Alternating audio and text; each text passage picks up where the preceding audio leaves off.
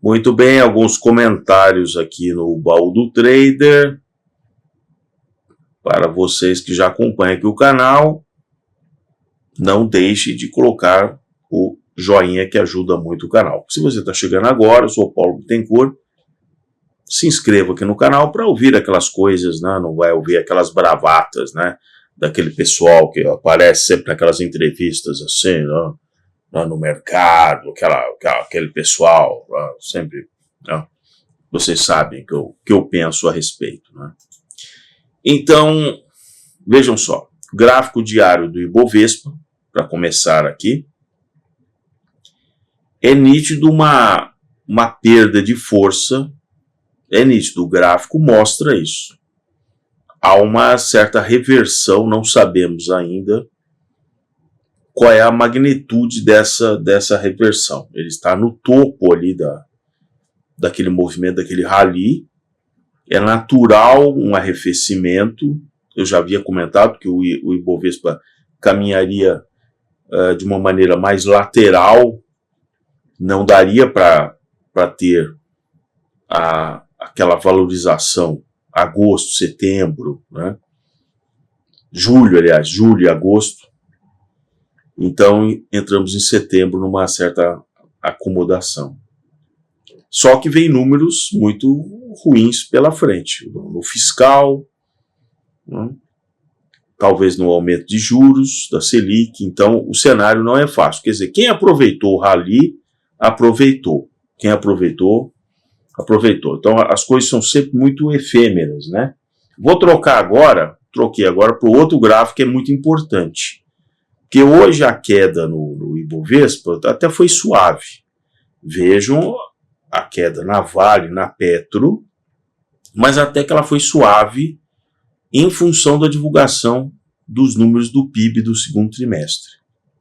Então isso suavizou a queda. Se não fosse a divulgação do PIB, as consequências seriam muito mais fortes.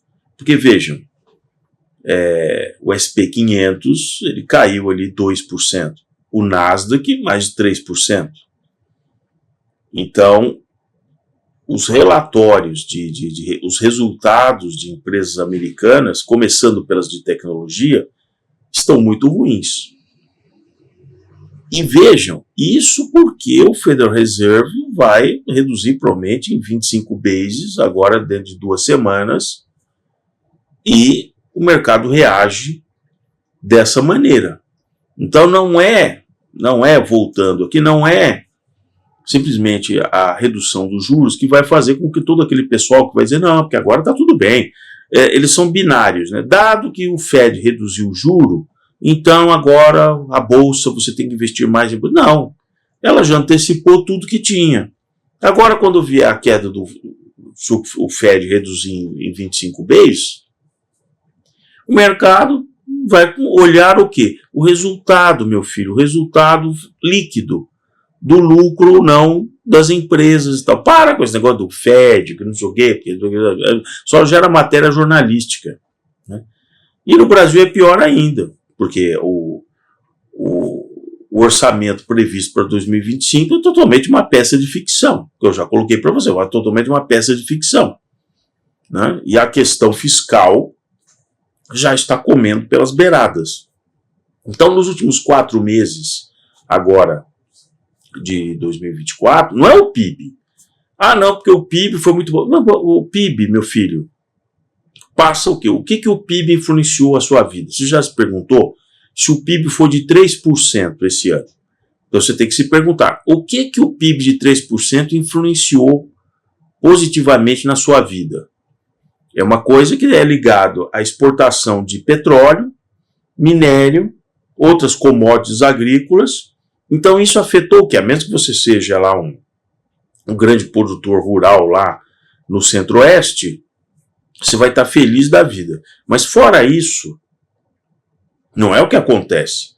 E o resto do que é calculado no PIB vem da parte de consumo das famílias, né? Serviços. Isso não é crescimento sustentável. Nós já tivemos isso. Esses booms de crescimento na área de consumo. Isso acaba. Sabe por que acaba? Porque as pessoas se endividam, o salário é baixo, você não gera nada de valor agregado, produtividade continua na mesma, então isso vai bater logo na frente. Então você tem uma bolha que o PIB captura de um crescimento, mas é um crescimento que é uma bolha de sabão. Logo na frente, você não tem mais essa capacidade de consumo, exauriu isso, né, num crescimento muito baixo da massa salarial, da coisa assim, quer dizer, vai crescendo o salário, que é 1,5 salário mínimo, 1,5 salário mínimo, é isso que você vai crescendo. Isso simplesmente chega num ponto, né, essa coisa acaba, porque a gente já viu isso 10 anos atrás, né, e vamos caminhar para o mesmo fenômeno. Salário mínimo reajustado acima da inflação, sem considerar a produtividade, uma série de benefícios sociais que vai deixando o cara cada vez mais confortável para não trabalhar, né? E aí você vai caminhando para uma situação, né, uma inadimplência gigantesca que não diminui, o cara continua se endividando, ele passou até aquela rendinha e tal, ele vai lá e se endivida. Vai lá e se endivida. Limpou o nome, volta ali a me endividar. Ele vai rolando isso. Então, o tal PIB de 3%, por exemplo, esse ano, inclusive joga uma régua muito pior para o ano de 2025, porque à medida que você tem o PIB são trilhões de reais, certo? Que é traduzido para um percentual que é 3%. Então você chegou em tantos trilhões de reais. Então, para 2025, para você continuar crescendo, fica muito pior, porque você já subiu a régua, né?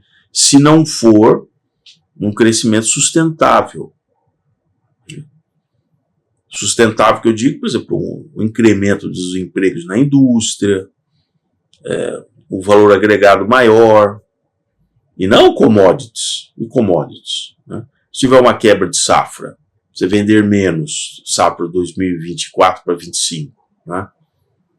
Vejam a questão das transações correntes, que já está negativo, né?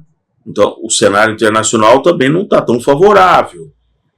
E aí você acha que você subiu a régua, então pode ser que no ano seguinte você tenha até uma redução daquilo que você produziu em função da régua que você subiu muito, né? E o dinheiro está acabando. É óbvio, o dinheiro está acabando. Eles limparam tudo que podiam, de fundos disso, fundos daquilo, passa para cá, passa para lá, paga isso, paga aquilo, aumenta funcionário público, aumenta não sei o que e tal. Então isso deu um boom no consumo, porque tem mais funcionário público entrando, tem mais gente consumindo e tal, mas isso é muito, muito efêmero. Você não consegue sustentar realmente o crescimento do país simplesmente na base na ponta do consumo. Então é isso que eu tinha aqui para vocês. Obrigado para quem acompanhou o vídeo aqui do Baú do Trader. Não se esqueça, coloque ali o joinha e se inscreva no canal.